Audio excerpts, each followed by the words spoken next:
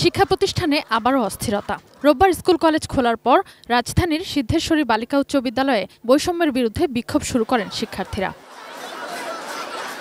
সোমবার সকালে বাংলা মাধ্যমের সহকারী প্রধান শিক্ষক দেলোয়ার হোসেন ও ইংরেজি মাধ্যমের সহকারী প্রধান শিক্ষক শামীমা আক্তার শ্যামার পদত্যাগের দাবিতে শান্তিনগর মোড় ঘেরাও করেন বাংলা মাধ্যমের শিক্ষার্থীরা। পরে অবস্থান নেন স্কুল প্রাঙ্গণে। তাদের দাবি, ইংরেজি মাধ্যমের শিক্ষার্থীরা সব সুবিধা পেলেও সবসময় বাংলা মাধ্যমের শিক্ষার্থীরা বৈষম্যের শিকার হয়েছেন। এক হচ্ছে শামীমা মিসের পদত্যাগ, আর হচ্ছে দেলোয়ার স্যারের পদত্যাগ। এছাড়া কোনো একটা ভালো লাইব্রেরি নেই, তাদের একটা ভালো লাইব্রেরি আছে, তাদের টিচারদের একটা এসি রুম দেওয়া হয়েছে।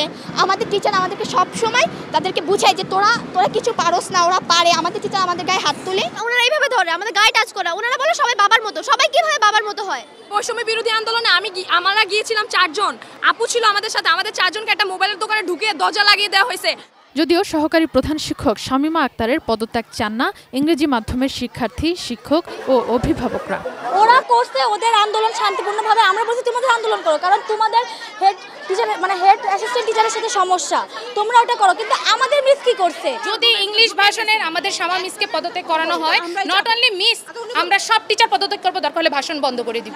সেনাবাহিনীর সদস্যদের মধ্যস্থতায় শিক্ষকরা প্রায় 2 ঘন্টা বৈঠক করলেও কোনো সিদ্ধান্ত আসেনি। প্রধান শিক্ষক জানান, স্কুল ব্যবস্থাপনা কমিটি বিলুপ্ত হওয়ায় শিক্ষকদের পদত্যাগ করার কোনো উপায় নেই। শিক্ষকরা যদি কেউ স্বেচ্ছায় পদত্যাগ করে, এটা গ্রহণ করবে কমিটি, রেজলিউশন হবে। তার চাওয়া পাওয়া আছে, তার পিএফ আছে, অনেক কিছু আছে, গ্রহণ করে committee.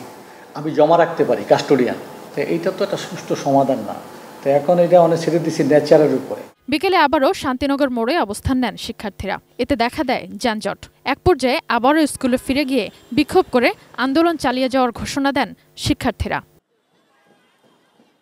Sadia Afroz, ATN news, Dhaka.